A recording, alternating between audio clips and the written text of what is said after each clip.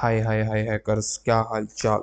I know ये कोई हम पॉडकास्ट नहीं अपलोड कर रहे हैं। ये एक प्रॉपर नेटवर्किंग के ऊपर वीडियो होने वाली है, जिसमें मैं तुमको बताऊंगा कि क्या नेटवर्किंग के बेसिक्स है जो एक हैकर को मस्ट नो होने चाहिए। ठीक है। और जितने भी ये बताऊंगा ये वेल इनफ रहेंगे एकदम। जो जो चीज़ें हैकर्स को पता होनी चाहिए नेटवर्किंग के बारे में, वो सारी हम इसके अंदर कवर करेंगे।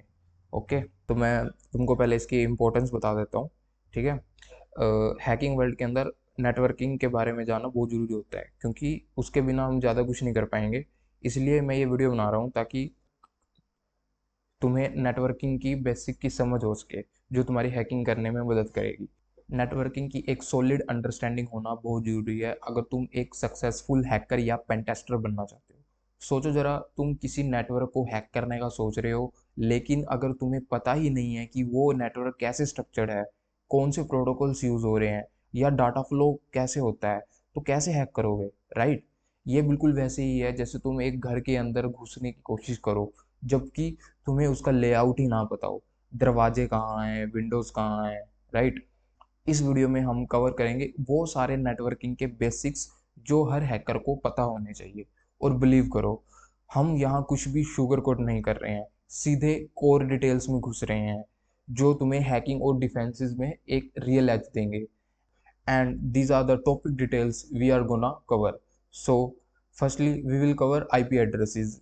Okay, then types of IP addresses, NAT क्या होते हैं, IPv4 और उसकी क्लासेस एंड रेंज कैसे पता करते हैं और होते क्या हैं, DHCP क्या होता है, मैक एड्रेसेस क्या होते हैं, very important, client server model क्या होता है और वो कैसे वर्क करता है, IP इंटरनेट प्रोटोकॉल्स ये होते क्या हैं और ये कैसे स्टैंड आउट करता है डिफरेंटली। ओके। देन हमारे आ जाता है TCP हेडर्स क्या होते हैं, TCP थ्री वे हैंडशेक कैसे परफॉर्म होता है, एंड TCP और UDP में क्या डिफरेंस है, पोर्ट्स एंड प्रोटोकॉल्स क्या होते हैं, and OSI model and TCP IP model क्या होता है और ये कैसे वर्क करता है, वेब कैसे वर्क करती है, और URL के कौन कौन से पार्ट्स होते हैं, एंड HTTP मेथड्स क्या होते हैं, and further HTTP status code क्या होते हैं, कुकीज़ क्या होती है, सबनेटिंग क्या होती है, नेटवर्क एंड होस्ट एड्रेसेस क्या होते हैं, CIDR क्या होते हैं most important, and network and broadcast addresses क्या होते हैं, ARP क्या होता है, DNS, FTP, SMB, SMTP, SNMP और टेलनेट। टॉपिक्स केयरफुली चूज किए गए हैं, कोई भी अननेसेसरी इंफॉर्मेशन नहीं है। ओके। तो चलो अब हम बात करते हैं कि आईपी एड्रेसेस होते क्या हैं। ठीक है। तो आईपी एड्रेसेस यानी इंटरनेट प्रोटोकॉल्स एड्रेसेस डिजिटल दुनिया की वो बैकबोन की तरह होते हैं। ये हमें ईमेल भेजने, जूम पे वीडियो चैट करने, यूट्यूब देखने, ट्वीट्स भेजने और वेब ब्राउज करने जैसे काम करने देते हैं। तुम कह सकते हो कि ये उतना ही इम्पोर्टेंट है जितना खुद को दुनिया का घूमना। ओके। असल में तुम ये यूट्यूब वीडियो देख पा रहे हो तो सिर्फ आईपी एड्रेसेस की वजह से। हर डिजिटल डिवाइस जिससे कि कंप्यूटर, लैपटॉप, फ़ोन या टैबलेट को एक आईपी एड्रेस असाइन किया जाता है, ये एड्रेसेस डिवाइस को एक दूसरे से कनेक्ट होने और कम्युनिकेट करने देते हैं। सोचो आईपी एड्रेस को तुम्हारे घर की एड्रेस की तरह। ठीक है। अगर वो ही नहीं होंगे तो तुम्हें अपना घर ही नहीं ढूंढ पाओगे। ओके। और ना ही कोई तुम्हें अपना मेल भेज सकता है। ओके। तो अगर हम इसके स्ट्रक्चर की बात करें, it is made up of 4 number separated by periods यानी dots. For example this one, 192.6, 192.168.0.1। Okay. ये इसका एक आईपी एड्रेस का स्ट्रक्चर होता है। ठीक है। ये 4 नंबर से बना होता है जो डॉट्स से सेपरेटेड होते हैं। ठीक है। एंड अगर हम नेक्स्ट इसकी रेंज की बात करें, तो हर नंबर 0 से 255 के बीच हो सकता है, जो हमें 4 बिलियन से ज़्यादा पॉसिबल कॉम्बिनेशन देता है IP4 एड्रेसेस के लिए। ठीक है। ये यूज़ करता है 32 बिट एड्रेसिंग स्कीमा और TCP/IP host addressing patterns follow करता है। ठीक है। एग्जाम्पल लो, जैसे हमारे पास एड्रेस हो 192.168.0.1, जो कि ये है। ठीक है। ये एक कॉमनली यूज्ड आईपी एड्रेस होता है। अब बात करते हैं हम आईपी एड्रेसेस के टाइप की। सबसे पहले आईपी एड्रेसेस को दो कैटेगरीज में आते हैं, IPv4 और IPv6। IPv4 का मतलब है इंटरनेट प्रोटोकॉल वर्जन 4। ये सबसे ज़्यादा यूज होने वाला वर्जन है और इसका फॉर्मेट है 32 बिट का, जैसे कि 192.168.1.1। ओके।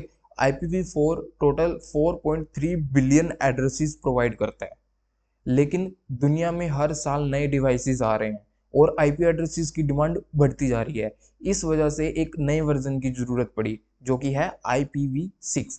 IPv6 का फॉर्मेट होता है 128 बिट का और ये virtually unlimited IP addresses provide करता है। IPv6 का फॉर्मेट अलग होता है एकदम। ठीक है। जैसे अभी इधर मैंने कोई एग्जांपल नहीं दिया है, आपको इधर कहीं एग्जांपल दिख जाएगा। ठीक है। ये फॉर्मूला थोड़ा कॉम्प्लेक्स लग सकता है इनिशियली, लेकिन लॉन्ग टर्म में ये ही फ्यूचर है इंटरनेट एड्रेसिंग का। ओके। एंड होप सो मैंने इसमें सारे पॉइंट क्लियर करते हैं। ये इसके प्रीफिक्स कुछ नोटेशंस है, जो कि इसके 24 है, 64 है, जो कि आपको फर्दर अभी मैं कवर करूंगा कि कैसे होते हैं। एंड ये ID address configurations manual role DHCP server है। इसके एड्रेस कॉन्फ़िगरेशन ऑटोमेटिक असाइनमेंट है, जो कि मैंने आपको बताया। ठीक है। राउटिंग प्रोटोकॉल जिसका RIP है और IPsec इज ऑप्शनल है। ठीक है। राउटिंग प्रोटोकॉल्स IPv6 के है, RIPNG और नेटिव IPsec। ठीक है। अब बात करते हैं पब्लिक और प्राइवेट आईपी एड्रेसेस की। हमारे आईपी एड्रेसेस सिस्टम लिमिटेड है। इतने आईपी एड्रेसेस अवेलेबल नहीं है जितने डिवाइसेस इंटरनेट से कनेक्ट होना चाहते हैं। जो करंट IPv4 सिस्टम है उनमें सिर्फ 4.3 बिलियन आईपी एड्रेसेस हैं। ओके। जो सिर्फ जो काफी नहीं है, जबकि दुनिया में 8 बिलियन से ज्यादा लोग हैं और हर किसी के पास कोई डिवाइस होता ही है।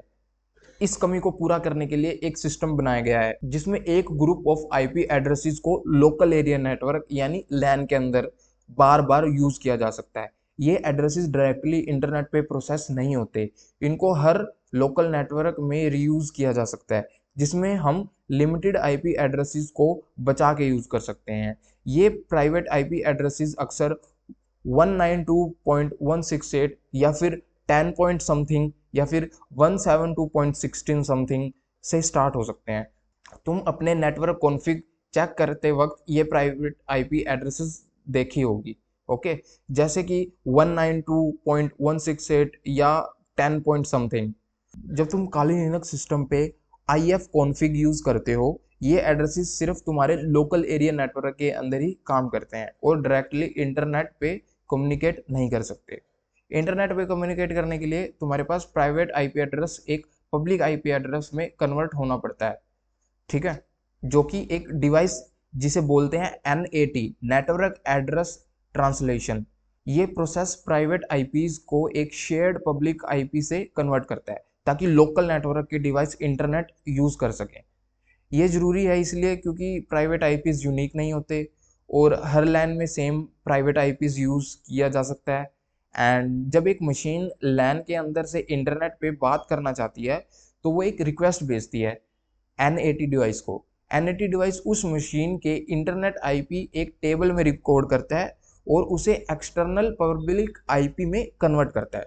जब रिस्पॉन्स पैकेट इंटरनेट से वापस आता है, तो NAT डिवाइस अपना टेबल चेक करता है और पैकेट को वापस उस ओरिजिनल मशीन तक भेज देता है जिसका इंटरनेट आईपी पहले रिकॉर्ड किया गया था। ये पूरा प्रोसेस इतना स्मूथली होता है कि लैन के यूजर को भी पता भी नहीं चलता कि उसका प्राइवेट आईपी एक्चुअली ट्रांसलेट हो रहा है इंटरनेट के लिए। ओरिजिनल मशीन के अंदर ही लैन में ये पूरा प्रोसेस बिल्कुल सीमलेसली होता है और इंडिविजुअल सिस्टम ये सारे यूजर्स को यूजली ये रियलाइज भी नहीं होता कि उनका private IP address NAT device के थ्रू पब्लिक आईपी में ट्रांसलेट हो रहा है, ताकि इंटरनेट कम्युनिकेशन हो सके। राइट। तो next, so and these are the IP4 addresses classes and ranges. Address class A के अंदर जो ये टाइप है, ये पब्लिक वाला है एंड ये प्राइवेट वाला है। पब्लिक वाले की रेंज 1.0.02 से लेके 127.0.0 तक होती है। ओके। और ये प्राइवेट की होती है और इनका डिफॉल्ट सबनेट मास्क होता है ये 255.0.0.0 एंड नंबर ऑफ नेटवर्क्स जो इसके अंदर होते हैं वो होते हैं 126 एंड नंबर ऑफ होस्ट पर नेटवर्क 1,67,77,214 एंड इसका यूज केस होता है governments and large number of host से। ओके, जहाँ पे बड़े बड़े ऑर्गेनाइजेशंस होती है या फिर बड़े बड़े जो कंपनीज होती है उसके अंदर ये यूज होता है, राइट। एंड तुम एक बात नोटिस करना, जिसके नंबर ऑफ होस्ट ज्यादा होंगे उसके नंबर ऑफ नेटवर्क्स कम होते जाएंगे, एंड जिसके नंबर ऑफ नेटवर्क्स ज्यादा होंगे उसके नंबर ऑफ होस्ट पर नेटवर्क कम होंगे। Okay, and of addresses classes B की अगर हम बात करें, ये इसका पब्लिक और प्राइवेट आईपी एड्रेसेस है, और उसकी रेंज यहाँ 128.0.0.02 एंड समथिंग दिस यहाँ तक है। ओके, एंड इसका default subnet marks 255.255.0.0। Okay, and number of network 16,382 and number of host per network is 65,534। ये एक मीडियम कंपनीज में यूज होता है। और ऐसे ही सेम हमारी जो एड्रेस क्लास सी है उसके अंदर भी पब्लिक और प्राइवेट आईपी एड्रेस की हमको रेंज दी हुई है, एंड उसका डिफॉल्ट सबनेट मास्क एंड उसका number of networks and number of host पर नेटवर्क, ये एक स्मॉल कंपनीज में यूज होता है। Okay, and address class D के अंदर क्या होता है, ये एक मल्टीकास्ट एड्रेस होता है जिसकी रेंज 224.0.02 से 239, 255, 255 और 255 से तक होती है। ठीक है, इसका यूज केस क्या होता है कि ये एक आईपी मल्टीटास्किंग के लिए यूज होता है, मतलब एक सेंडर के साथ मल्टीपल डिवाइसेस को ये डाटा भेजता है। एग्जाम्पल हम इसका ले सकते हैं, जैसे लाइव स्ट्रीमिंग्स हो गई एंड वेबिनार्स हो गए। ओके, एंड ये एड्रेसेस ना तो होस्ट असाइन होते हैं और ना ही ब्रॉडकास्ट के लिए यूज होते हैं। ठीक है, and if I talk about class E of address, इसकी रेंज होती है 240.0.0.02 254, ओके, 254.255.255.255। ठीक है, ये रिसर्च और टेस्टिंग के लिए रिजर्व किए गए हैं, एंड पब्लिक यूज अलाउड नहीं है इनका, क्योंकि राउटर्स भी मोस्टली इस रेंज के पैकेट्स को ड्रॉप कर देते हैं। ठीक है, एंड ये ऑब्वियसली एक्सपेरिमेंटल होते हैं। If I talk about special address class, ठीक है, स्पेशल इसका टाइप भी स्पेशल ही होता है, एंड इसकी जो रेंज है वो है 127.0.0.1। ये एक लूपबैक एड्रेस होता है, ये अपने आप से बात करने के लिए होता है। ठीक है, जब तुम अपने ही सिस्टम को पिंग करते हो, ठीक है, 127 मतलब अपने आप से कनेक्शन बनाना। ठीक है, तो नेक्स्ट है हमारा डीएचसीपी, एक प्रोटोकॉल है जो डायनेमिकली आईपी एड्रेसेस असाइन करता है। इसका मतलब ये है कि हर बार जो तुम्हारा डिवाइस किसी नेटवर्क से कनेक्ट होता है तो उसे एक नया आईपी एड्रेस मिलता है, बट ये फिक्स नहीं होता है। डीएचसीपी कॉमनली यूज होता है लोकल एरिया नेटवर्क्स में, जहां प्राइवेट आईपी एड्रेसेस होते हैं। जब कोई डिवाइस लैन ज्वाइन करता है तो वो एक रिक्वेस्ट भेजता है डीएचसीपी सर्वर को आईपी एड्रेसेस के लिए, पर डीएचसीपी सर्वर उस डिवाइस को एक आईपी असाइन करता है एक स्पेसिफिक टाइम ऑफ पीरियड के लिए, जिसे लीज बोलते हैं। ये लीज डिफाइन करता है कि डिवाइस उस आईपी को कितनी देर तक यूज कर सकता है। इंटरेस्टिंग पार्ट ये है कि जब भी तुम लैन से कनेक्ट होते हो तो तुम्हें हर बार एक डिफरेंट डायनेमिक आईपी मिलने के चांस होते हैं, लेकिन यूजली सेम रेंज के अंदर होता है। ये dynamic IP allocation system DHCP के थ्रू नेटवर्क के अवेलेबल आईपी एड्रेसेस का बेस्ट यूज करता है और उन्हें एफिशिएंटली मैनेज करता है। Okay, and next is what is MAC addresses. तो सोचो जरा, अगर तुम आईपी एड्रेस तुम्हारे घर का एड्रेस है, ठीक है, जहाँ दूसरों लोगों को पता चलता है कि उन्हें मेल कहाँ भेजना है स्ट्रीट में, ठीक है, तो तुम्हारे पास मैक एड्रेस उस नेम प्लेट की तरह है जो तुम्हारे पास फ्रंट डोर पे लगा होता है, एकदम यूनिक आइडेंटिटी उस डिवाइस की। ठीक है, समझ आया? अब हर डिवाइस, चाहे वो लैपटॉप हो, फोन हो, राउटर हो या फिर एक स्मार्ट फ्रिज, मैन्युफैक्चरर की तरफ से एक मैक एड्रेस के साथ ही वो आता है, और ये एक डिजिटल फिंगरप्रिंट की तरह होता है, और सेम नेटवर्क पे किसी भी डिवाइस को मैक एड्रेस सेम नहीं होना चाहिए। ठीक है, मैक एड्रेस का फुल फॉर्म होता है मीडिया एक्सेस कंट्रोल एड्रेस। ये एक 48 बिट फिजिकल एड्रेस होता है जो हर एक नेटवर्क डिवाइस को एक यूनिक आइडेंटिटी देता है। ठीक है, इससे हार्डवेयर लेवल पर असाइन किया जाता है नेटवर्क इंटरफेस कार्ड के थ्रू। ये एड्रेस परमानेंट होता है और जनरली चेंज नहीं होता है, लेकिन कुछ एडवांस टूल से स्पूफ किया जा सकता है। Okay, if I talk about the format of MAC address, तो ये यूजली एक 48 बिट हेक्साडेसिमल एड्रेस होता है जो एक ऐसे दिखाई देता है। पहला हाफ मैन्युफैक्चरर को आइडेंटिफाई करता है, जैसे एप्पल, इंटेल एक्सेट्रा, ठीक है, और दूसरा हाफ डिवाइस का यूनिक आईडी होता है। तो अगर तुम एक वाईफाई अडेप्टर यूज करते हो जो टीपी लिंक ने बनाया है, तो तुम्हारा MAC address generally TP link के रजिस्टर ब्लॉक से स्टार्ट होगा। Got it? एंड इसका यूज केस होता है जब भी तुम्हारा डिवाइस किसी लोकल एरिया नेटवर्क यानी लैन से कनेक्ट होता है, चाहे वो वायर्ड हो या वायरलेस हो, वो अपने मैक एड्रेस को यूज करता है अपनी आइडेंटिटी बनाने के लिए। सोचो अगर तुम्हारा राउटर तुम्हारे लैपटॉप को डाटा भेजना चाहता है, वो सिर्फ तुम्हारे आईपी एड्रेस यूज नहीं करता, वो तुम्हारा मैक एड्रेस चेक करता है using ARP, address resolution protocol. जैसे हमने पहले डिस्कस किया था, इससे ऐसे सोचो जैसे राउटर पूछ रहा हो, भाई इस आईपी वाले के नेम प्लेट पे क्या लिखा है, ओके, तो तुम्हारा डिवाइस बोलता है कि वो मैं हूं, ये मेरा मैक एड्रेस है, समझे? तो मैक एड्रेस का use mainly local network communication के लिए होता है, जैसे जब एक स्विच डिसाइड करता है कि डाटा किस पोर्ट पे भेजना है, ठीक है। तो मैक एड्रेस के अंदर यही था। तो अब हम नेक्स्ट बात करेंगे क्लाइंट सर्वर मॉडल की, कि क्लाइंट सर्वर मॉडल एक्चुअली में होता क्या है। सोचो तुम एक जूस की शॉप पे जाते हो, ठीक है, तो तुम एक क्लाइंट हो, तुम्हें कुछ चाहिए, मान लो मैंगो शेक चाहिए, ठीक है, तो जूस शॉप है सर्वर, उसके पास रिसोर्सेज होते हैं जैसे फ्रूट्स, ब्लेंडर्स, रेसिपीज, ओके, और वो वेट करता है कि कस्टमर का जो कुछ मांगने आए हैं, ठीक है, तो तुम काउंटर पे जाते हो, रिक्वेस्ट भेजते हो, और सर्वर उस रिक्वेस्ट को प्रोसेस करता है और तुम्हें शेक दे देता है जो कि है रिस्पॉन्स, ठीक है। सिंपल है ना? बिल्कुल वैसे ही कंप्यूटर्स भी करते हैं क्लाइंट सर्वर मॉडल में, ठीक है। तो अब मैं बताती हूँ इसका नेटवर्किंग के अंदर काम क्या है। मान के चलो क्लाइंट एक ऐसा डिवाइस या एप्लीकेशन जो सर्विसेज या डाटा रिक्वेस्ट करता है, ठीक है, जैसे वेब ब्राउजर। अब सर्वर को मान के चलो एक पावरफुल सिस्टम जो रिक्वेस्ट को वेट करता है और डाटा या सर्विसेज प्रोवाइड करता है, जैसे किसी वेबसाइट का बैकएंड, फाइल सर्वर या एसएमपीटी सर्वर। जब भी तुम कोई वेबसाइट ओपन करते हो, तुम्हारे ब्राउजर है क्लाइंट, वो सर्वर को एक HTTP रिक्वेस्ट भेजता है, तो सर्वर रिप्लाई करता है HTML, CSS और जावास्क्रिप्ट फाइल के साथ। अब और ब्राउजर तुम्हारा पूरा वेब पेज दिखाता है, बुम। यही है क्लाइंट सर्वर मॉडल, इतना कुछ नहीं है भाई इसमें, बस यही है क्लाइंट सर्वर मॉडल। तो ठीक है, अब तुम्हें समझ आ गया। अब बात कर लेते थोड़े टेक्निकल वे में, ठीक है।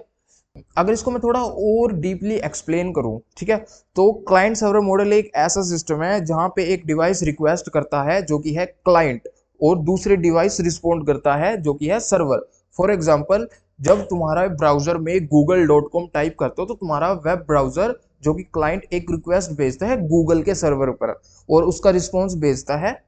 यही होता है client server architecture. As we can see in the client server model, different type of devices जैसे फोन्स, लैपटॉप, स्मार्ट टीवी, सब डाटा को एक सेंट्रलाइज सर्वर के रिक्वेस्ट करते हैं, और सर्वर उनके रिक्वेस्ट को अकॉर्डिंग रिस्पॉन्स करता है, ठीक है। अब मैं इसकी थोड़ी इंपॉर्टेंस प्रोटोकॉल्स के अंदर भी बता देता हूँ, जो कि काफ़ी इंपॉर्टेंट है। And as you can see in the diagram, HTTP, FTP और SMTP एंड DNS जैसे प्रोटोकॉल्स, ये सब क्लाइंट सर्वर मॉडल पे डिपेंड करते हैं, ठीक है। तुम DNS क्लाइंट का यूज करते हो, DNS सर्वर को पूछते हो कि google.com की IP क्या है, ठीक है। तो तुम एक वेब क्लाइंट यानी ब्राउजर यूज करते हो जो HTTP सर्वर या वेब पेज लेने के लिए है। तो तुम ईमेल भेजते हो कि एक ईमेल क्लाइंट जैसे थंडरबर्ड के थ्रू जो कनेक्ट करता है वो SMPT सर्वर होता है। लेकिन अगर तुम एक ऐसे पीयर टू पीयर नेटवर्क से कंपेयर करें, तो उसमें हर डिवाइस दूसरे डिवाइस से डायरेक्टली कनेक्ट कर सकता है। जो भी डिवाइस कैपेबल होता है डाटा प्रोवाइड करने को, वो एक कनेक्शन एस्टेब्लिश करता है और डाटा अकॉर्डिंगली प्रोवाइड कर देता है, okay, as you can see in the diagram, ठीक है। इधर मान के चलो एक स्मार्टफोन है क्लाइंट सर्वर वाली साइड, एंड इसको कोई एक डाटा रिक्वेस्ट करना है, ठीक है, तो वो डाटा वेब ब्राउजर पे रिक्वेस्ट करेगा, तो वो सर्वर पे जाएगा, फिर उसको सर्वर बैक देगा, ठीक है। तो ये डायरेक्टली अपने आसपास के डिवाइसेस से कम्युनिकेट नहीं कर सकता। But peer to peer network में क्या होता है कि हम एक दूसरे से अपना कम्युनिकेशन कर सकते हैं नेटवर्क पर, ठीक है। अगर फॉर एग्जांपल यहाँ पे अगर सर्वर नहीं है, अगर एक डिवाइस दूसरे डिवाइस से कोई चीज़ की डिमांड कर रहा है, अगर उसके पास वो है तो उसको वाइस वर्सा दे जाएगा, ठीक है, और ऐसे ही ये चलेगा। अब हम बात करते हैं आईपी यानी इंटरनेट प्रोटोकॉल की। सिंपल लैंग्वेज में आईपी एक ट्रैवल गाइड की तरह होता है जो डाटा पैकेट्स को बताता है कि उन्हें कहाँ जाना है, ठीक है, डेस्टिनेशन, और कहाँ पे आना है, जो कि है सोर्स।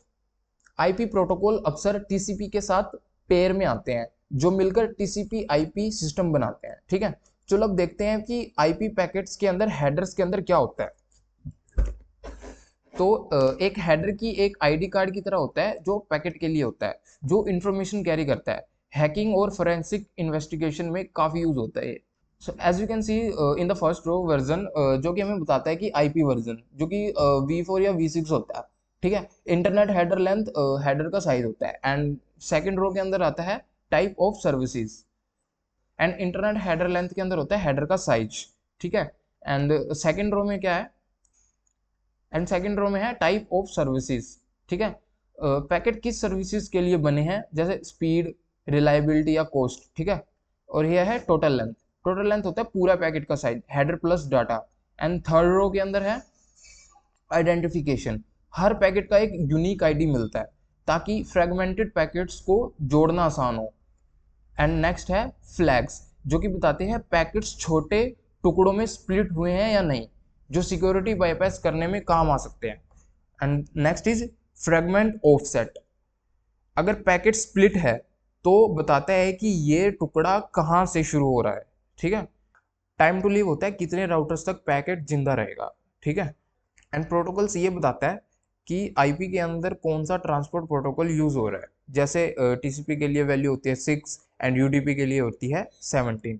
एंड हेडर्स चेकसम में क्या होता है, ये वेरीफाई करते हैं कि आईपी हेडर करप्ट तो नहीं है, ठीक है।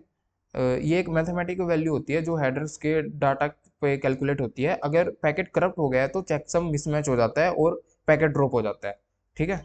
And source and destination addresses ये बताते हैं पैकेट किस से आया है और कहाँ जा रहा है, ठीक है। सिंपल है ये वाला। एंड ऑप्शंस के एंड पैडिंग के अंदर क्या होता है, ऑप्शन स्पेसिंग के लिए होता है एंड पैडिंग अलाइनमेंट के लिए होता है। ये सारी चीज़ों को समझना इंपॉर्टेंट है क्योंकि ये बताता है डाटा इंटरनेट पर कैसे ट्रैवल करता है और कौन से सिस्टम उसे भेज रहे हैं या रिसीव कर रहे हैं, ठीक है। अब बात करते हैं टीसीपी यानी ट्रांसमिशन कंट्रोल प्रोटोकॉल की। टीसीपी हेडर में एक इंपॉर्टेंट फील्ड होती है जो हैकर्स और फोरेंसिक इन्वेस्टिगेशन दोनों के लिए काफ़ी यूज होती है। So let's decode this. As you can see, there is a source port and destination port. तो ये बताता है कि कम्युनिकेशन कहाँ से आ रहा है और कहाँ जा रहा है, ठीक है। एंड सेकंड उसके बाद है सीक्वेंस नंबर। ये नंबर सेंडर के टीसीपी स्टैक से जनरेट होता है और इंश्योर करता है कि पैकेट्स करेक्ट ऑर्डर में रिसीव हों या man in the middle attack से बचने में भी मदद करता है, ठीक है। नेक्स्ट है एक्नॉलेजमेंट नंबर। ये रिसीवर बताता है कि उसने पैकेट रिसीव कर लिया है। अगर एक्नॉलेजमेंट नहीं मिलता टाइम के अंदर तो सेंटर दोबारा ये पैकेट भेजता है। इससे टीसीपी रिलायबल बन जाता है, यूडीपी के अपोजिट जहां ये गारंटी नहीं होती। एंड नेक्स्ट है फ्लैग्स। इन फ्लैग्स के अंदर अब क्या होता है, जैसे सिंक है, ठीक है। सिंक के अंदर क्या होता है, ये एक नए कनेक्शन की शुरुआत करता है। And next there is fin, जो कि नॉर्मल कनेक्शंस क्लोज करता है। And next and also there is one act जो कि पैकेट रिसीव होने की कंफर्मेशन देता है। एंड देर इज RST जो कि है हार्ड क्लोज, एरर कम्युनिकेट करने के लिए है, ठीक है। एंड अर्ग जो अर्जेंट डाटा को मार्क करता है। एंड PSH जो डाटा को बफर स्किप करके एप्लीकेशन तक भेजता है। ये फ्लैग्स इंपॉर्टेंट होते हैं स्पेशली जब तुम Nmap या HPing3 जैसे रिकॉन टूल्स यूज करते हो, क्योंकि ये फ्लैग्स का यूज पैकेट्स बनाने के लिए होता है, ठीक है, डिटेक्शन इवेट करने के लिए या स्पेसिफिक रिस्पॉन्स के लिए। एंड नेक्स्ट है विंडो साइज। विंडो साइज में क्या होता है कि पैकेट बफरिंग को मैनेज करता है, जो कि फ्लो कंट्रोल के लिए होता है। इससे OS डिटेक्शन भी किया जा सकता है क्योंकि डिफरेंट OS अलग विंडो साइज यूज करता है, जिससे अप्रोक्स 80% एक्यूरेसी के साथ OS प्रिडिक्ट किया जा सकता है, ठीक है। And next there is checksum जो कि डाटा इंटीग्रिटी के लिए होता है। Next is urgent pointer. अगर URG फ्लैग सेट हो तो ये अर्जेंट डाटा आइडेंटिफाई करता है। And next is options, and इसको पैडिंग भी आएगा इधर, ठीक है। ये एक एडिशनल इन्फो ऐड करना और हेडर अलाइनमेंट के लिए यूज होता है। ये 32 बिट्स मल्टीपल में होता है, ठीक है। इन सारे टीसीपी हेडर्स फील्ड्स को समझना इम्पोर्टेंट है, क्योंकि नेटवर्क ट्रैफिक एनालाइज करने के लिए और सिक्योरिटी थ्रेट्स आइडेंटिफाई करने के लिए और ये जानने के लिए कि कौन से सिस्टम एक दूसरे से बात कर रहे हैं, ठीक है। तो इसलिए ये टीसीपी हेडर करना और इसको समझना बहुत जरूरी है। एंड नेक्स्ट है टीसीपी, जो कि है 3-वे हैंडशेक। अब इसमें क्या होता है कि सोचो तुम एक किसी फोन कॉल पे कॉल कर रहे हो और पिज्जा ऑर्डर करने के लिए कॉल किया है तुमने, ठीक है।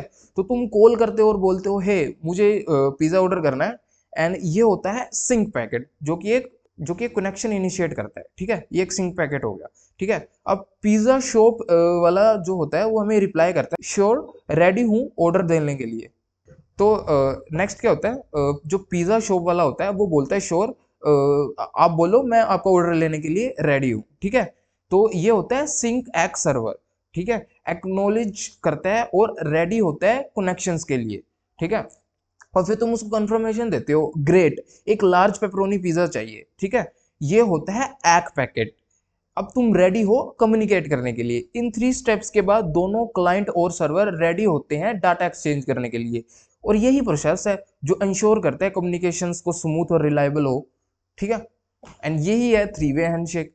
एंड मैंने देखा काफ़ी लोग 3-वे हैंडशेक को काफ़ी कॉम्प्लिकेटेड बना देते हैं। होप जो मैंने आपको ये पिज़्ज़ा वाला एग्जांपल दिया है, पिज़्ज़ा ऑर्डरिंग वाला, इससे आपको ईजी लगा होगा। ओके, एंड नेक्स्ट चलते हैं। नेक्स्ट होता है यूडीपी, ठीक है, जो कि होता है यूजर डाटाग्राम प्रोटोकॉल। यूडीपी और टीसीपी, ये यूडीपी टीसीपी से बिल्कुल अलग होता है, ठीक है। जब तुम टीसीपी के एक प्रॉपर हैंडशेक करते हो तो रिलायबल कनेक्शन एस्टेब्लिश होता है, ओके। एंड यूडीपी एक केयर फ्री स्टाइल फॉलो करता है। सोचो डिफरेंस फॉर्मल लेटर जो कि टीसीपी है और एक पोस्ट कार्ड जो कि है यूडीपी, समझ आया।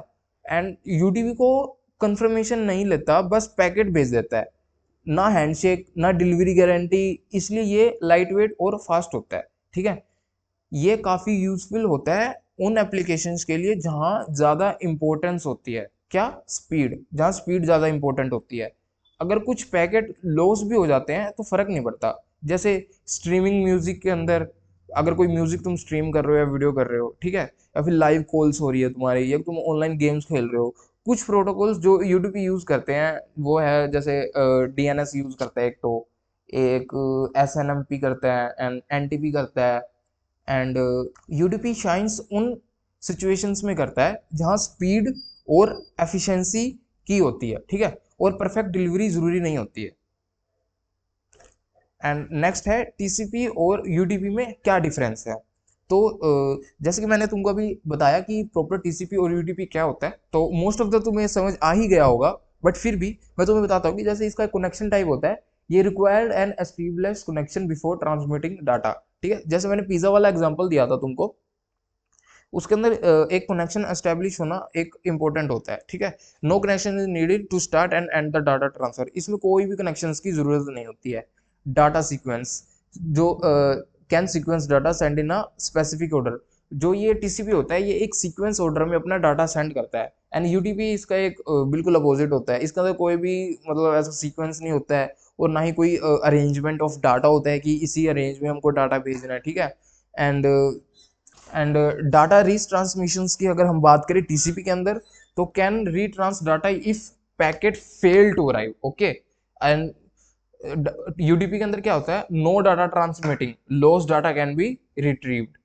अगर हमारा कोई डाटा इन प्रोसेस बिटवीन कोई लॉस्ट भी हो जाए तो हम उसे रिट्रीव कर सकते हैं। डिलीवरी क्या होती है, इस टीसीपी के अंदर डिलीवरी की पूरी गारंटी होती है, एंड यूडीपी के अंदर डिलीवरी की कोई भी गारंटी नहीं होती है डाटा की।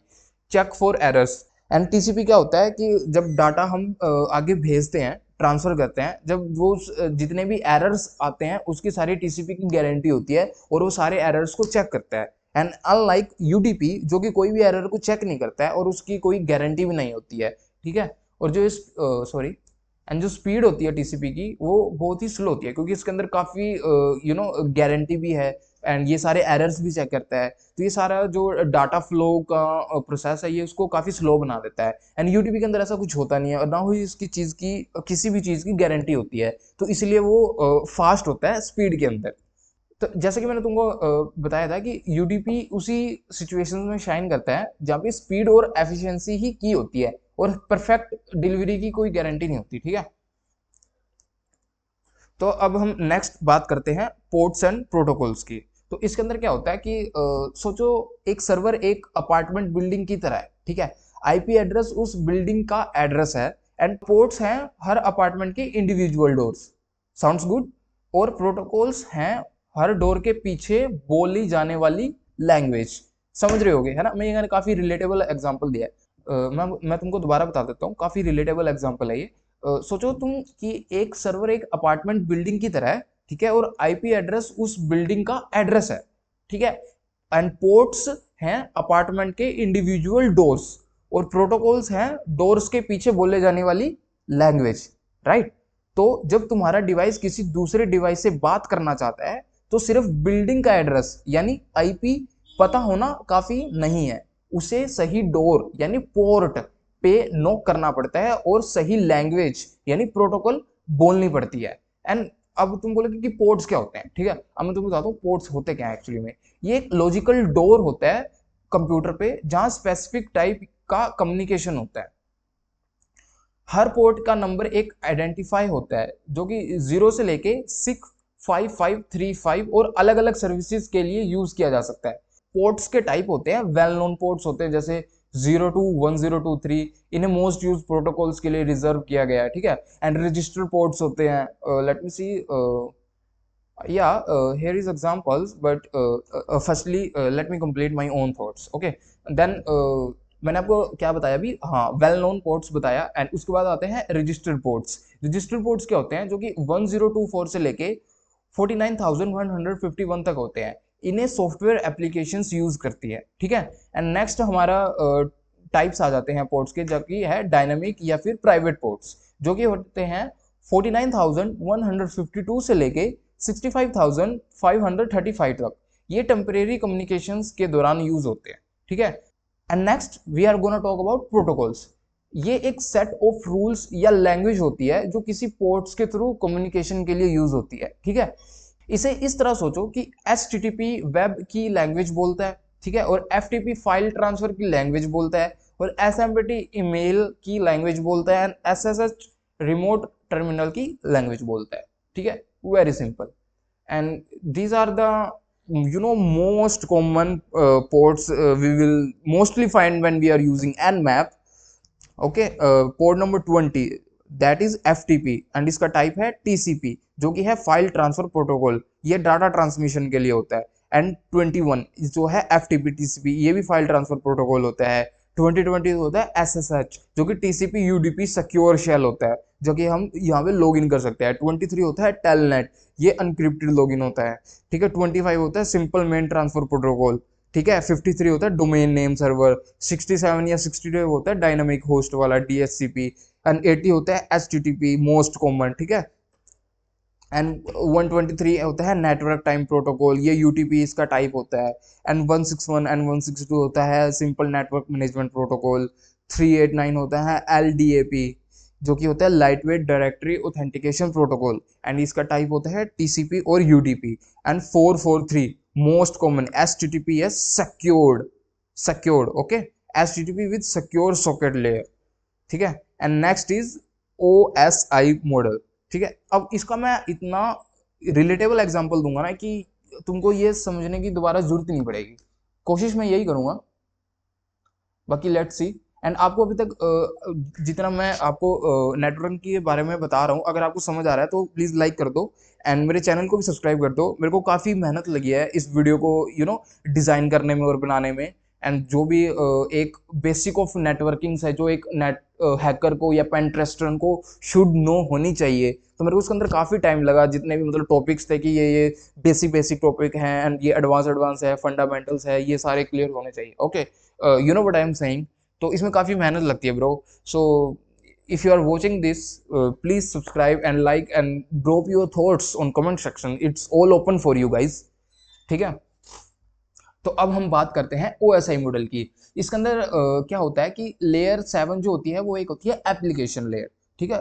तुम गिफ्ट, तो मैं तुम्हें एक एग्जांपल दे रहा हूँ। ठीक है।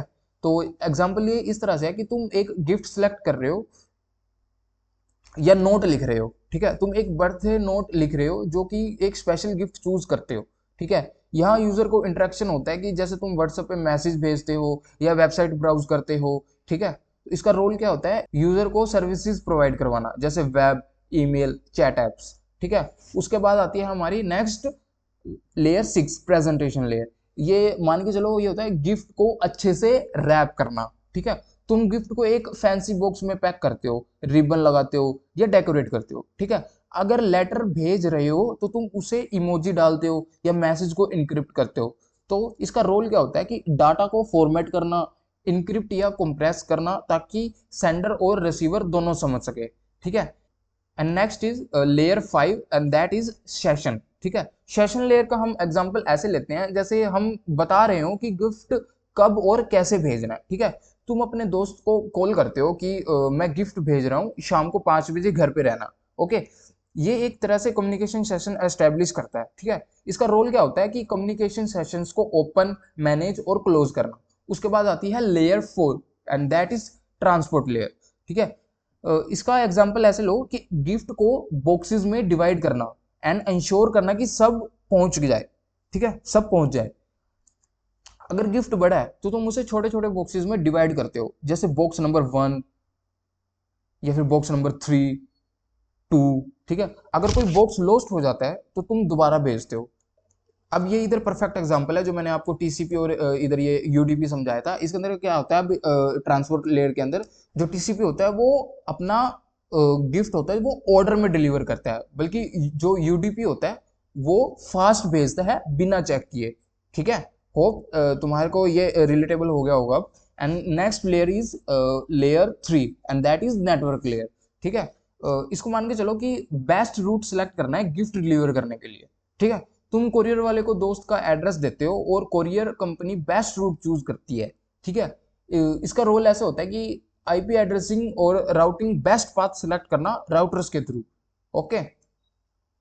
Next is data link layer and this is layer second. ये इसका एग्जांपल ऐसे होगा कि बिल्डिंग का flat number, doorbell, delivery person. ठीक है। ये मान के चलो जहाँ पे तुम्हारा गिफ्ट अभी पहुंच जाएगा। ठीक है। कोरियर सही बिल्डिंग तक पहुंचता है और फ्लैट नंबर या नेम प्लेट देख के एग्जैक्ट डोर तक जाता है। ठीक है। इसका रोल क्या होता है, मैक एड्रेसेस का यूज करके सही डिवाइस तक पहुंचना। ठीक है। That's why MAC addresses are most important and why these MAC addresses are important. Okay.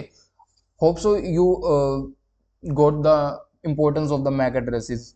And the first layer that is physical layer, जो कि होती है रोड, ट्रक या फिर फिजिकल ट्रैवल। ठीक है। Let's say physical travel. ठीक है। अब जो तुम्हारा गिफ्ट है वो फिजिकली ट्रक में ट्रैवल करता है और रोड के थ्रू, वायर्स या एयर के जरिए जहां उसको पहुंचना होता है वहां पहुंच जाता है। ठीक है।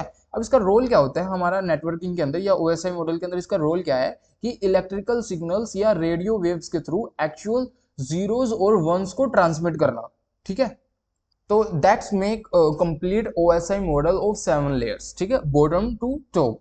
तो तुम इस इंटरनेट की 7 फ्लोर बिल्डिंग की तरफ सोच सकते हो। हर एक फ्लोर का अपना एक काम होता है जो इंश्योर करता है कि डाटा एक डिवाइस से दूसरे डिवाइस तक सही तरीके से और सेफली पहुंच जाए।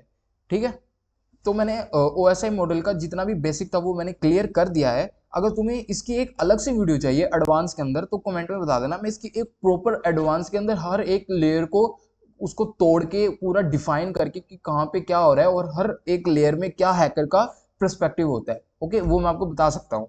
And same work on TCP IP model. ठीक है, इसका भी मेरे को बता देना। तो हम अब बात करते हैं टीसीपी आईपी मॉडल की। ठीक है। जो ओएसआई मॉडल एक टेक्स्ट बुक जैसे डिटेल गाइड है 7 लेयर्स के साथ, तो टीसीपी आईपी मॉडल प्रैक्टिकल है जो रियल वर्ल्ड नेटवर्किंग में एक्चुअली यूज होता है। ठीक है। इसमें सिर्फ 4 लेयर्स ही होती है, लेकिन सब कुछ गूगल खोलना या एनमैप से स्कैन करना यही होता है बस। ठीक है। And if I give you the real life example, delivery app से पार्सल भेजना फॉर एग्जांपल। ठीक है। तो तुम सोचो तुम जोमेटो जैसे डिलीवरी ऐप से पार्सल भेज रहे हो, ठीक है, या फिर ब्लिंकिट कर रहे हो, कुछ भी कर रहे हो, ठीक है, ये डेली काम कैसे टीसीपी आईपी मॉडल के लेयर्स में मिलता है, ठीक है। जो जोमेटो डिलीवरी का प्रोसेस है वो टीसीपी आईपी मॉडल में कैसे अप्लाई होता है, generally we are gonna talk about on that, ठीक है। तो फर्स्ट होता है कि application layer, as you can see there is a first application layer. अब एप्लीकेशन लेयर में क्या होता है, यूजर और ऐप का इंटरफेस मान के चलो, जो कि हम पहले हम देखते हैं कि हमें क्या ऑर्डर करना है, ठीक है। तो तुम ऐप खोलते हो, ऑर्डर प्लेस करते हो, एड्रेस सेलेक्ट करते हो और आइटम को चूज करो, पेमेंट करो एंड दैट्स इट। यही वही लेयर है जहां तुम इंटरेक्ट करते हो। इस लेयर में शामिल है HTTP, ठीक है, जो कि वेब ब्राउजिंग के लिए यूज होता है, एंड ऑल्सो FTP भी इसके अंदर ही आता है, जो कि फाइल ट्रांसफर के लिए यूज होता है, एंड SMTP ईमेल्स वगैरह के लिए होता है, ठीक है। And next is transport layer, ठीक है। अब डाटा डिलीवर कैसे होता है, अब हम वो बात करते हैं। तो ऐप तुम्हारा ऑर्डर छोटे पार्ट्स में तोड़ता है, ठीक है, रेस्टोरेंट, डिलीवरी, OTP, और इंश्योर करता है कि सब सही हो, ठीक है। तो अगर कोई पार्ट मिस हो जाए तो दोबारा ट्राई करता है। इस लेयर में TCP रिलायबल डिलीवरी, जैसे लाइव ट्रैकिंग वाला फूड डिलीवरी, ठीक है, एंड UDP, ठीक है, TCP मैंने बताया अभी तुमको, रिलायबल डिलीवरी जैसे live tracking of food delivery boy, ठीक है, एंड UDP लाइक फास्ट है बट थोड़ा अनरिलायबल, जैसे रोड साइड वेंडर का quick toss, okay. And next there is internet layer which is third layer, ठीक है। इसमें मान के चलो कि बेस्ट रूट को ढूंढना, सिस्टम तुम्हारे एड्रेस तक सबसे बेस्ट और फास्ट डिलीवरी रूट चूज करता है, ठीक है। और राउटिंग ICMP जैसे पिंक और एरर मैसेजेस, ठीक है, और ARP मैक एड्रेसेस रेजोल्यूशंस, ये सब होता है, ठीक है। And there is a final layer which is network access layer, we take it as a road और व्हीकल्स, ठीक है। आखिर में डिलीवरी वाला पार्सल लेके रोड्स, लिफ्ट, स्टेयर्स के थ्रू तुम तक आता है और फिजिकल मूवमेंट होती है, ठीक है। इस लेयर में internet, wifi, MAC addresses etcetera ये सब आते हैं, ठीक है। तो ये पूरा है TCP IP model with real life example of how a delivery app work, okay. And next there is how web works. So अब मैं बताने वाला हूं आपको कि एक वेबसाइट होती है वो वर्क एक्चुअली में करती कैसे है, ठीक है। Someone access the internet from their device through website और एप्लीकेशन, ठीक है। हम अपने कोई भी लैपटॉप से, ठीक है, फोन से, PC से कोई भी एक वेबसाइट्स को एक्सेस करते हैं और वहां से कुछ रिस्पॉन्स लेते हैं। और जो हमारी ये डिवाइसेस होते हैं ये एक राउटर से कनेक्ट होते हैं, जो कि हमारा लोकल वाईफाई वेंडर वाला कनेक्शन होता है, ठीक है। तो जैसे for example in my area there is a Jio, Airtel and TP link, okay. These are the service providers, and ये सर्विस प्रोवाइडर्स क्या करते हैं, वेब सर्वर से हमारी जो रिक्वेस्ट होते हैं उनकी डिमांड करते हैं, ओके।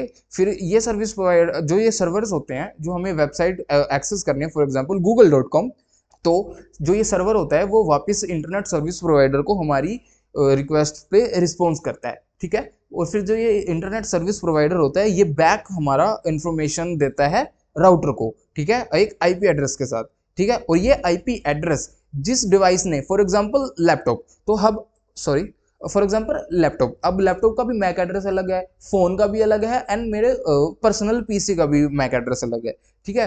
तो राउटर, अब जो मेरा होम राउटर होगा वो सिर्फ उसी को रिक्वेस्ट पे रिस्पॉन्स करेगा जिसने google.com डोमेन को रिक्वेस्ट को डिमांड करा था लैपटॉप ने।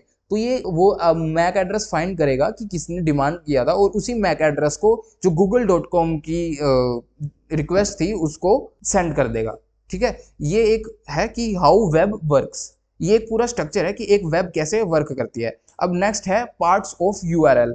अब एक तुमको URL तो तुमने सभी ने देखा होगा, अब मैं URL को फर्दर तोड़ने वाला हूँ कि हर एक URL का क्या पार्ट होता है और वो कैसे काम करता है, ठीक है। तो for example there is a URL https www.example.com.uk, okay, ये इसका 443 इसका पोर्ट है। तो इधर देखते हैं, तो ये https है, ये इसका एक स्कीमा है, ठीक है, किस स्कीमा के अंदर ये यूज हो रहा है, ठीक है। और ये www ये इसका है सब डोमेन, ठीक है। एंड डोमेन हमारी होती है example.com विच एवरीवन नोज, ठीक है।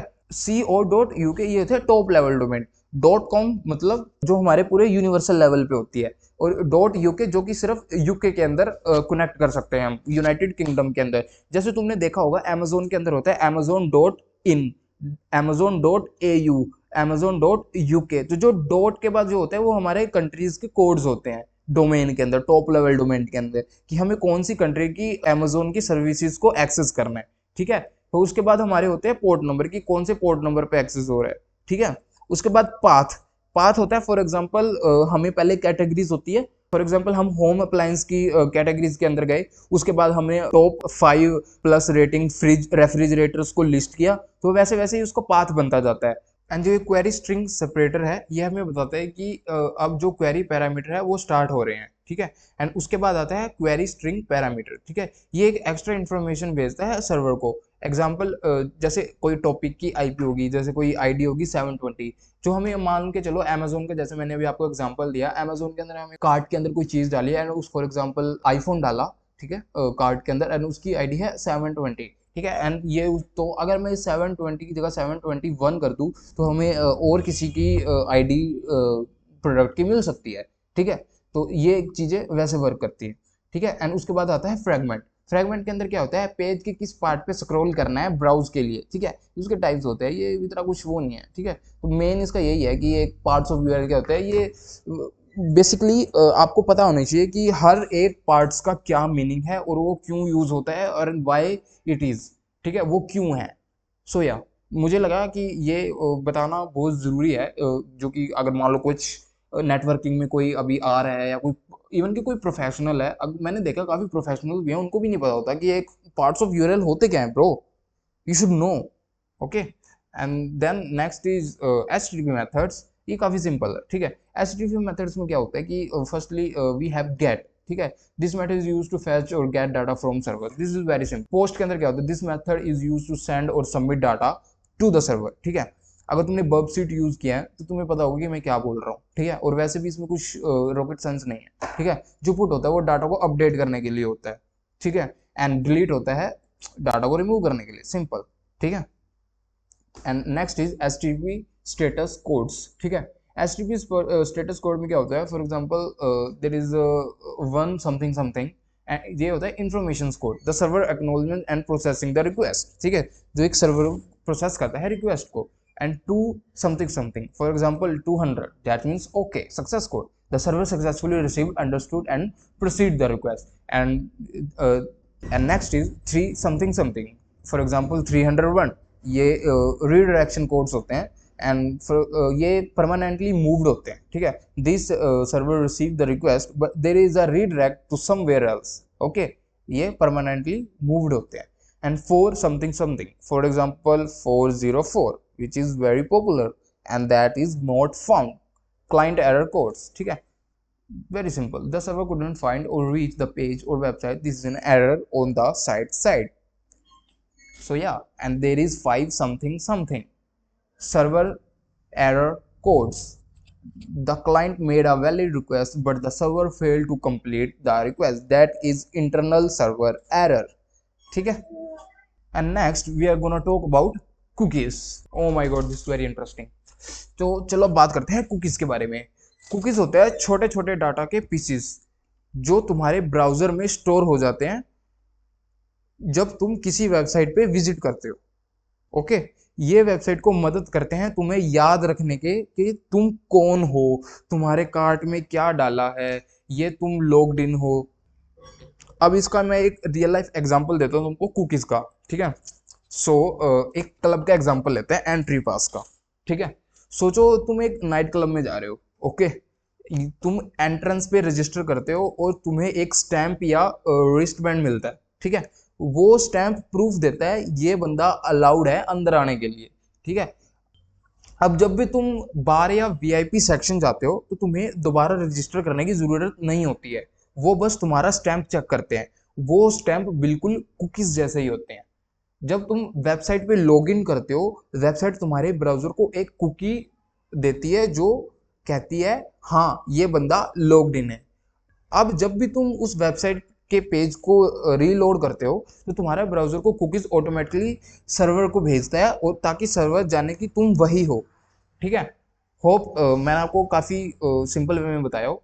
अब मैं आपको अब बताता हूँ कि कुकीज़ का यूज़ क्या होता है, ठीक है। लॉगिन सेशंस, एक तो होता है इसका लॉगिन सेशंस के अंदर, जैसे पासवर्ड बार बार ना डालना पड़े, लॉग्ड इन रहो। एंड सेकंड इसका यूज़ होता है शॉपिंग कार्ट्स के अंदर।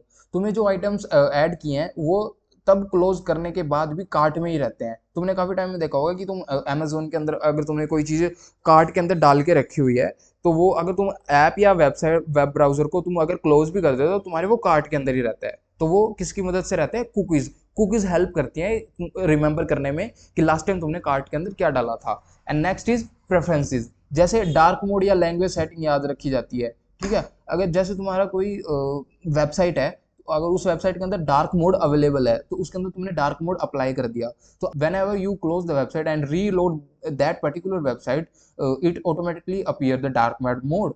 Why? Because of cookies. Okay. And next is tracking and ads. तुम्हारी ब्राउजिंग बिहेवियर को ट्रैक करता है। इसी वजह से इंस्टाग्राम वही चीजें दिखाता है जो तुम्हें गूगल पे सर्च की हैं, ठीक है। तो ऐसा कुछ नहीं है भाई कि कोई इल्यूमिनाटी देख रहा है तुम्हें वगैरह वगैरह, ये तो कुकीज की वजह से होता है। समझो, तुम्हें नॉलेज की कमी है। होप तुमको कुकीज समझ आ गई होगी। And next is subnetting. अब हम बात करते हैं सबनेटिंग होती क्या है, ठीक है। तो सबनेटिंग कुछ नहीं, सिंपल है। सोचो एक पूरा शहर नेटवर्क है, ठीक है।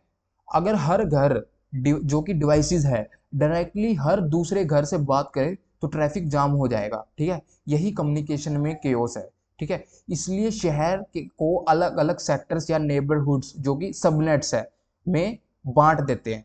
हर नेबरहुड के अपने लोकल रूल्स होते हैं।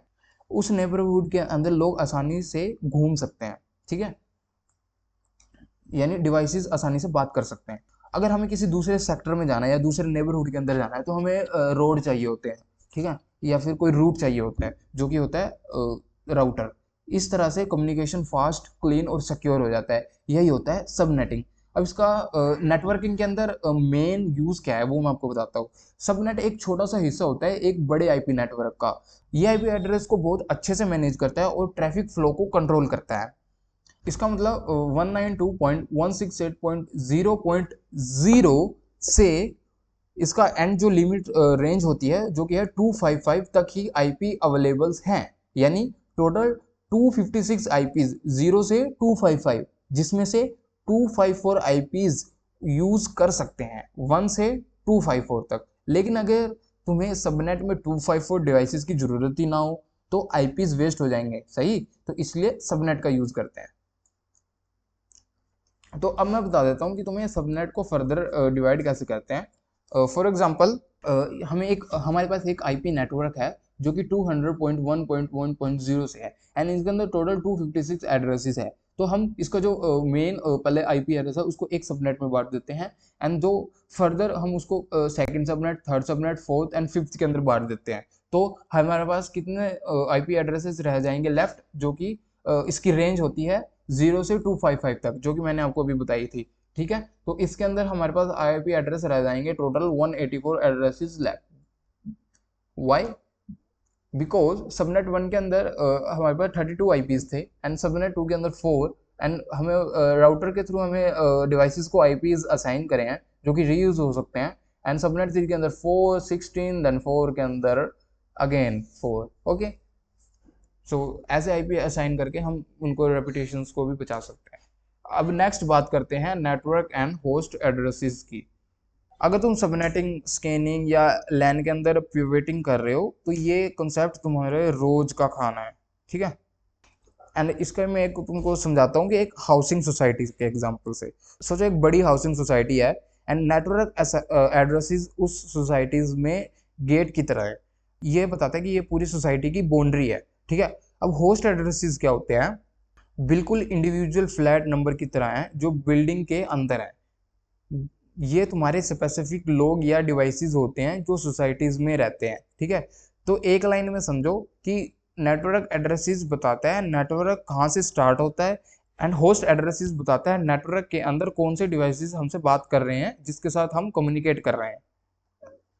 And next is CIDR and that is called classes inter domain routing, ठीक है। ये क्या होता है? जैसे कि 24, 16, 30 जो तुम्हारे आईपी एड्रेस के साथ देखते हो स्लैश के साथ, ये तुम्हें वियर्ड लगते होंगे लेकिन ये एक्चुअली आईपी एड्रेसिंग को स्मार्टर बनाने के तरीके होते हैं। CIDR का मतलब होता है ये आईपी एड्रेसेस इस साइज के नेटवर्क का हिस्सा है, ठीक है। इसमें हमने ये डिसाइड करना में हेल्प मिलती है कि सबनेट में कितने डिवाइसेस या होस्ट को अलो किया जा सकता है। सीआईडर ने पूरे इंटरनेट पे आईपी एड्रेस को मैनेज करने का पूरा तरीका ही बदल दिया। ठीक है, अब इसका एक रियल लाइफ एग्जांपल लेते हैं, जैसे एक अपार्टमेंट कॉम्प्लेक्स को डिवाइड करना। ठीक है, सोचो एक बिल्डिंग है जिसमें 256 रूम्स है। ठीक है, सीआईडीआर उस बिल्डिंग को छोटी छोटी कैटेगरीज में डिवाइड करने के सिस्टम है। ठीक है, जैसे /24 में क्या होता है कि हर रूम में एक पर्सन पूरे बिल्डिंग यूज कर रहा है, एंड /25 बिल्डिंग दो हाफ में डिवाइडेड है, हर हाफ में 128 रूम्स है, एंड /26 हर क्वार्टर, हर एक में 64 रूम्स है। जितना बड़ा सीआईडीआर रूम होता है उतना छोटा सबनेट होता है। ये मैंने आपको पहले भी बताया। सीआईडीआर का साइज समझो, /30 छोटी सी सोसाइटी, सिर्फ 2 यूजेबल आईपी जिसमें पॉइंट टू पॉइंट लिंक के लिए है। I am talking about these /24, okay, and if there is a /30, इसका साइज को अभी मैं आपको बता रहा था, एंड इसका साइज होता है /30, जो कि होता है छोटी सी सोसाइटी, सिर्फ 2 यूजेबल आईपीज। ठीक है, जिसे पॉइंट टू पॉइंट लिंक के लिए होता है। अब there is a /24, that means एक स्टैंडर्ड साइज सबनेट जिसमें 254 यूजेबल होस्ट हैं, जैसे मैंने आपको बताया 0 to 255 के अंदर। Okay, then if there is a /16, then that is बड़ी society, and in which they have 65,534 usable hosts. Okay, if I give you example of that exact IP address, तो इसका मतलब सबनेट मास्क इसका होगा 255.255.255.0। ठीक है, एंड इसके अंदर टोटल आईपीज होंगी 256, एंड इसके अंदर यूजेबल आईपीज होती है 254, क्योंकि एक नेटवर्क एड्रेस होता है और एक ब्रॉडकास्ट एड्रेस होता है। अब कंपेयर करो, अगर यहाँ पे 25 होता, ठीक है, तो उसका जो सबनेट मास्क होता है वो क्या होता, 255.255.255, लास्ट में आपके पास जीरो नहीं आएगा, इसके अंदर आएगा 0.128, एंड इसके अंदर फिर टोटल आईपीज होते 128 and bottom IPs 126। Okay, and next is network and broadcast addresses.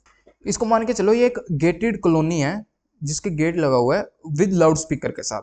ठीक है, सोचो तुम्हारे कॉलेज हॉस्टल एक गेटेड सोसाइटी है। ठीक है, रूम्स क्या है, उसके डिवाइसेस है जो कि होस्ट है, एंड उसका गेट क्या है, नेटवर्क एड्रेसेस या पूरा नेटवर्क को रिप्रेजेंट करता है। लाउड स्पीकर क्या है, ब्रॉडकास्ट एड्रेस जो सबको एक साथ अनाउंसमेंट करता है। इस पे भेजा गया मैसेज सब डिवाइसेस तक जाता है। ठीक है, for example with the same IP address 192.168.10.0/24, इसका CIDR क्या होगा, जो कि 24 है, जिसके अंदर 256 टोटल आईपीज आएंगे। ठीक है, एंड जिसके यूजेबल आईपीज होंगे सेम, बस लास्ट में इधर 1 आ जाएगा, से लेकर 192.168.1.254 तक। ठीक है, तो इसका फिर नेटवर्क एड्रेस क्या होगा, ये सेम एड्रेस। ठीक है, एंड इसका फर्स्ट होस्ट क्या होगा, बस इधर 1 आ जाएगा, एंड लास्ट होस्ट क्या होगा इसका, बस 0 की जगह 254 आ जाएगा, एंड इसका ब्रॉडकास्ट एड्रेस क्या होगा, जो कि 255 आ जाएगा लास्ट में।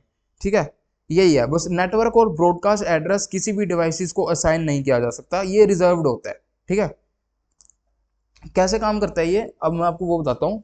ये डिक्लेयर करता है ये आईपीज के ग्रुप में अंडर है। ठीक है, राउटर्स एंड स्विचेस इसे यूज करके सबनेट आइडेंटिफाई करते हैं, and that's it. And next is ARP. ARP एक ट्रांसलेटर की तरह काम करता है जो आईपी एड्रेस लॉजिकल को मैक एड्रेसेस यानी फिजिकल से मैच करता है। जब कोई डिवाइस एक नए नेटवर्क में आता है, एआरपी उसे एक आईपी एड्रेस असाइन करता है और उस आईपी को उसके यूनिक मैक एड्रेसेस के साथ मैप करता है। ठीक है, as you can see there. ये इन्फो राउटर्स, गेटवेज, स्विचेस जैसे डिवाइसेस के लिए इंपॉर्टेंट होती है ताकि वो ट्रैफिक सही जगह भेज सकें। अब एक रियल लाइफ एग्जांपल लेते हैं। For example there is a computer 1 जो कंप्यूटर 2 को मैसेज भेजता है। ठीक है, पहले वो अपने एआरपी टेबल में देखता है कि कंप्यूटर 2 का मैक एड्रेस क्या है। ठीक है, अगर मिल गया तो डायरेक्टली भेज देता है, अगर नहीं मिलता तो वो एक ब्रॉडकास्ट मैसेज भेजता है कौन है जिसका आईपी ये है। ठीक है, फिर कंप्यूटर 2 रिप्लाई करता है मेरा आईपी ये है और मेरा मैक ये है।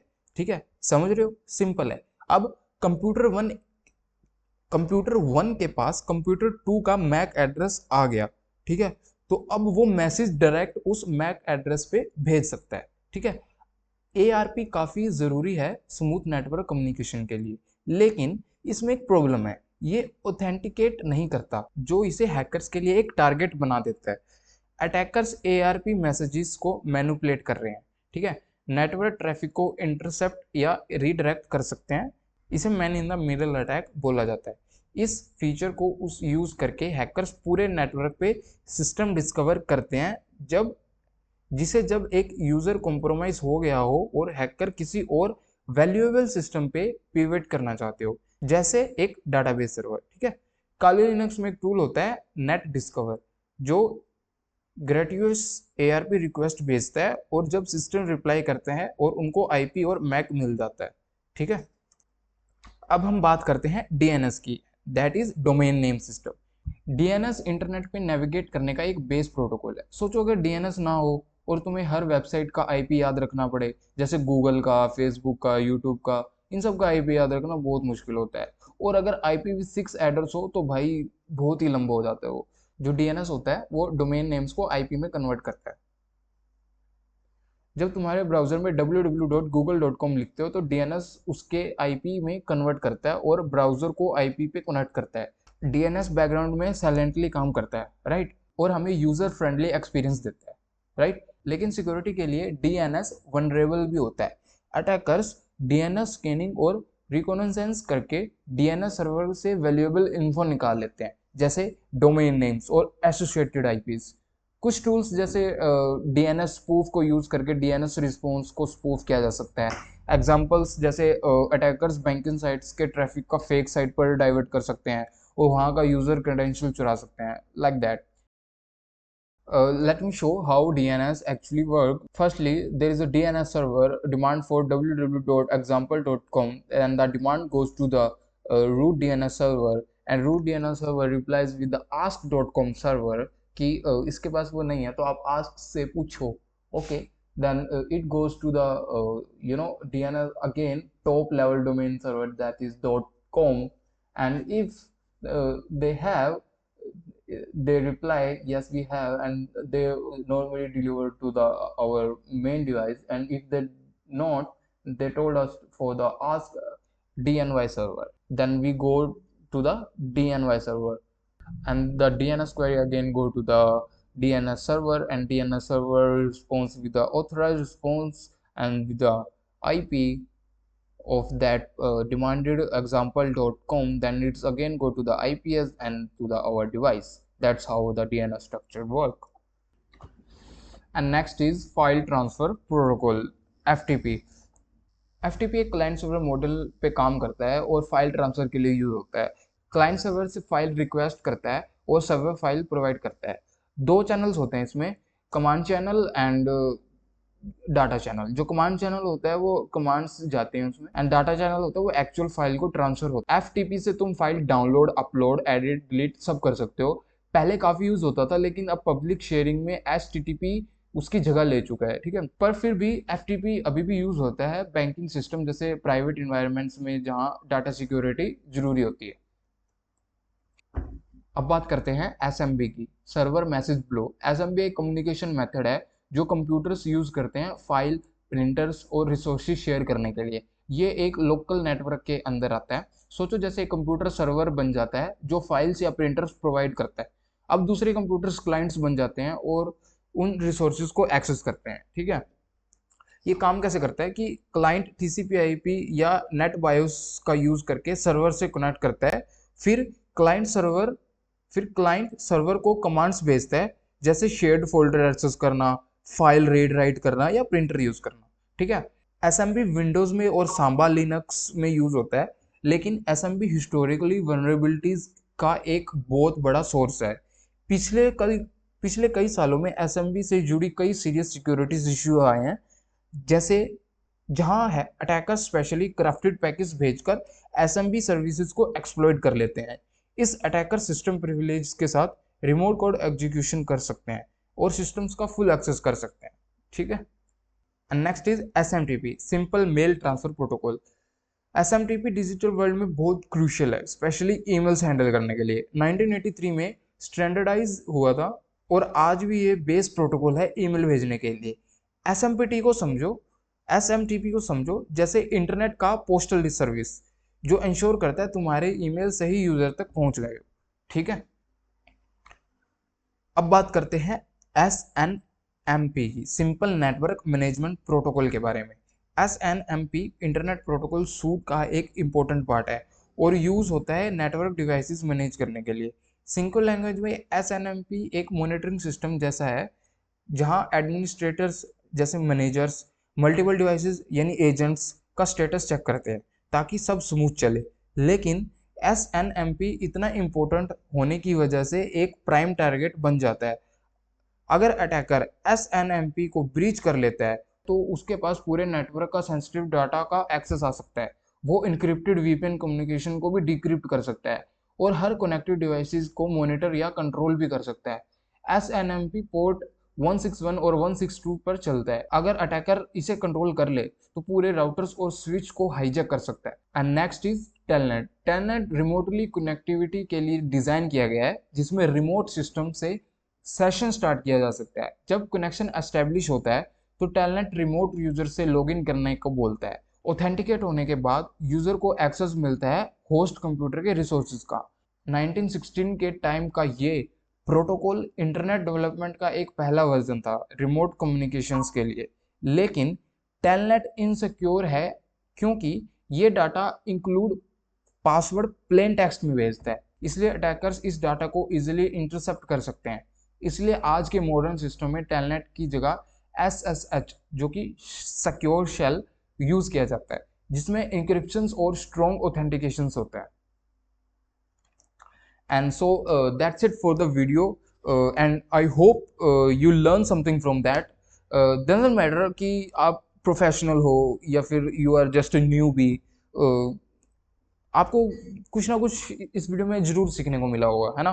तो मैं चाहता हूँ कि आप इस वीडियो को लाइक कर दो, क्योंकि यार सच में ऐसी वीडियोस लाने के लिए बहुत मेहनत लगती है ना। इस वीडियोस को पूरा प्लान करने में, रिकॉर्ड करने में भी मेरा काफ़ी टाइम जाता है। तो वो टाइम को मैं आप लोगों के लिए यूटिलाइज कर रहा हूँ, इस नॉलेज को फ्री में शेयर कर रहा हूँ। तो मैं चाहता हूँ कि आप इस वीडियो को लाइक करो, कमेंट करो, शेयर करो और अपने थॉट्स को कमेंट में बताओ। और मैं चाहता हूँ कि मुझे आप थोड़े पॉजिटिव कमेंट्स दो एंड मुझे एनकरेज करो ये वीडियोस और बनाने के लिए, ताकि मुझे भी कॉन्फिडेंस आए कि हाँ, कि मुझे देखने वाला कोई है, मेरे से सीखने वाला कोई है ना। तो आप सब लोगों को ऐसे ही मैं सबको हैकिंग सिखाता रहूँ। And I also make podcast related to all the cyber security stuff. And if you are interested in listening the podcast on cyber security topics, you link in the description. I recently hosting a show named Unveil the Matrix, where I invite all the like-minded peoples and industry experts, where we all talk about the hacking stuffs and how to get started and how to stay updated and all that. So if you're interested, do watch them also. So that's it for today's video. We'll see you again in the next one. See ya.